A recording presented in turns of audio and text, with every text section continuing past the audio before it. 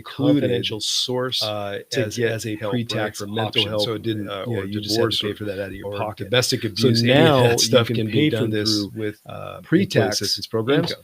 So And then there's you medical have to cost sharing do a plans, special like I IRS use document, MediShare, Section which is a 125 Christian-based health savings medical account plan added to it. And now Really, you it's a can health include sharing, those those cost direct sharing primary plan care